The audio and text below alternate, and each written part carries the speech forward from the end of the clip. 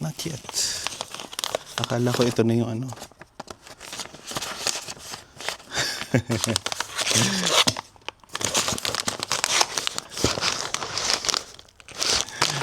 Maling akala. Ito pala. Akala ko na yung starter. Ay, yung charger ng baterya. Yan. Dumating din yung tunay.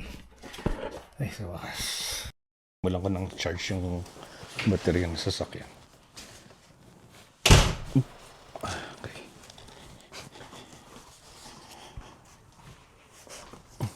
Buksan natin dito.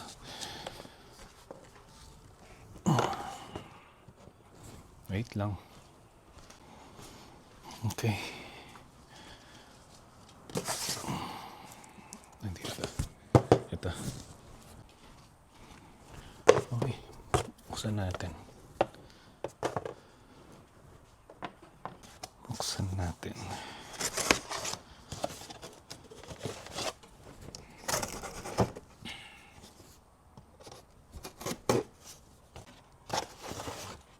Ito.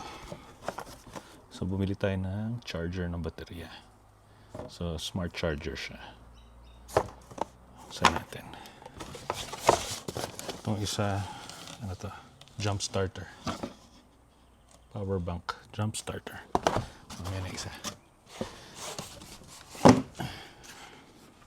Ito muna tayo. Okay.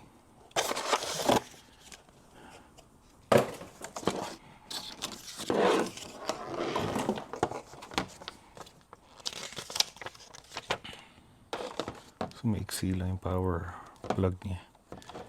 Power cord. Pero may extension tayo dyan eh.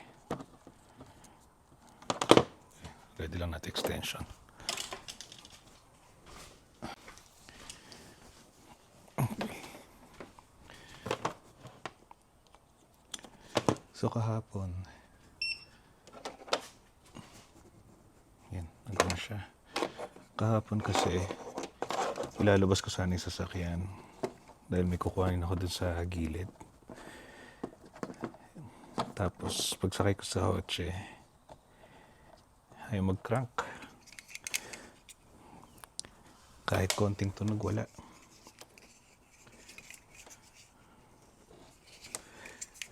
Eh, paano? 4 na buwan na kasi itong hindi nagagamit. Itong sasakyan na to. Na-stock up lang siya rito sa... Na-stock up lang siya dito sa garahe. 4 na buwan. So, yun. Humina yung baterya. So, saksak natin. Okay. Positive. Ayan. Tapos itong ground. Lagay natin sa ground ng katawan. Ano tayo ng tornilyo or somewhere.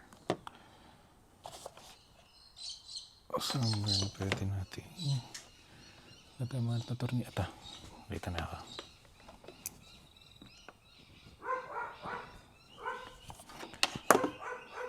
Okay. Touch mode selection. Bakit full lang sinasabi mo? Tines ko kanina yung baterya. Nasa 11.40 something volts lang eh. Yun. Mali. Yun. 11.8 volts. Excuse me.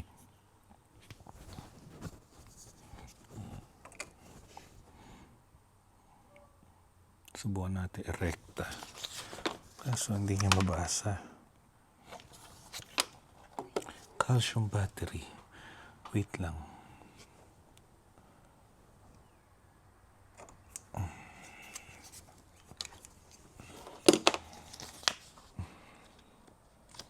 Hindi maganda ang user manual niya.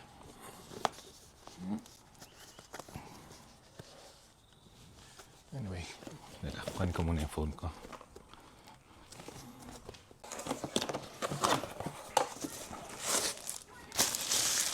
Liit lang pala na ito ah. Okay. 100%. Ano pang kasama mo? Okay.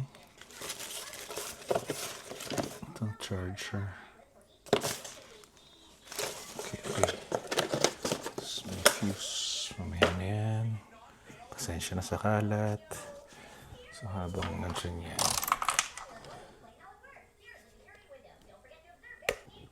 Okay. Charge siya.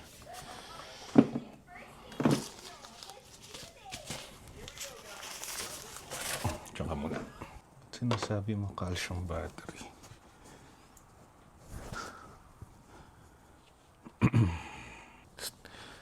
So treat it as a standard normal battery. Standard mode. This is standard.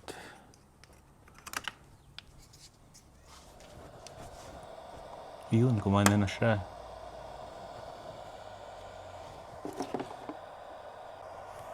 Kumana na.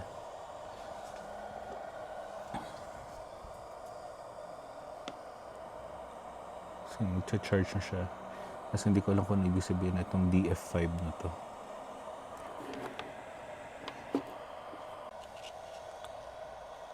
Ayun. Desulfurization. Alright. Nagdi-desulfur daw siya.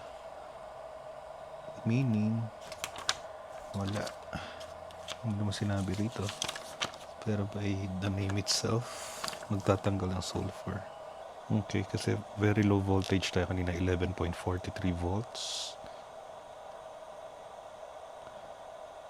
Signs of sulfation build-up inside the battery. Okay. So kaya meron siyang DF5 na DFS, desulfurization mode. Okay.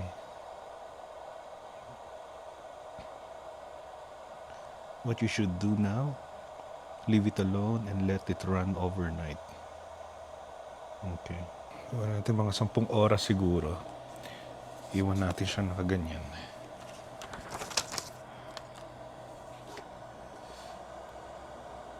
Direkta ko na sa baterya yung negative terminal.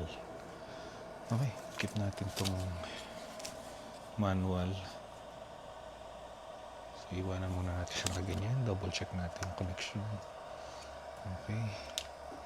Kaya na may pinapatungan natin. Sa itong kuryente. Okay lang yan. Medyo tabi lang natin ng konti. Para hindi maapakan. Okay. Dito muna yung manual. Kutsilyo. Okay. Tapos natin to. Hindi kailangan to.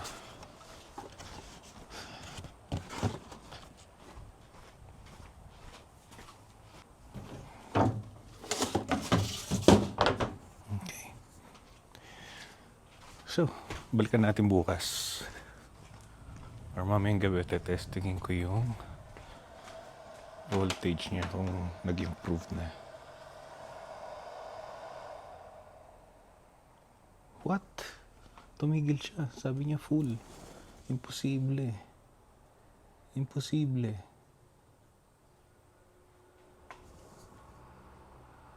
Imposible. Nako, sana hindi sira yung baterya.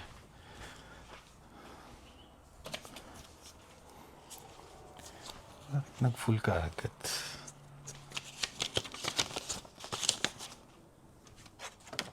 Di pwedeng ganun.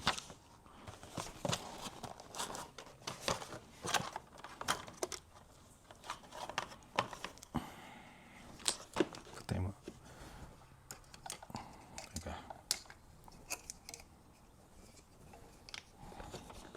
Patay mo na natin. Posible. Ano? 11.94 volts. Ay, posibleng full ka na. Yan. Hopefully, magtuloy-tuloy na siya.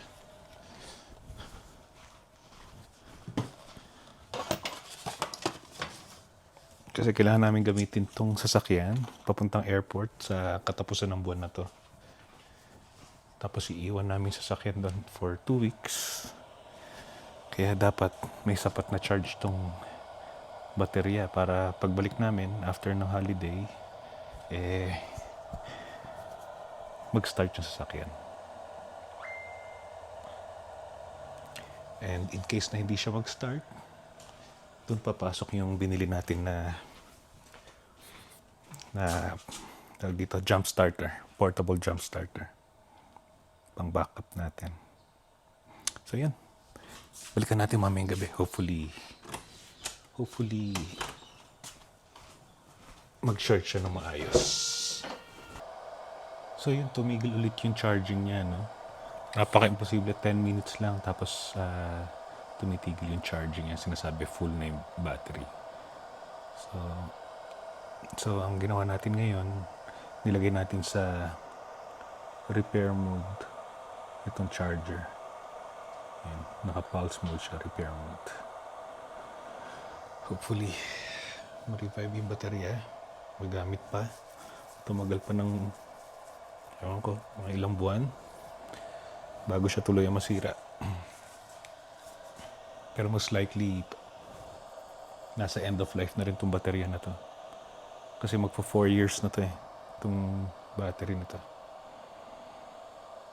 So yan. Tingnan natin kung mari-repair niya. Hopefully. Balikan ko mamaya.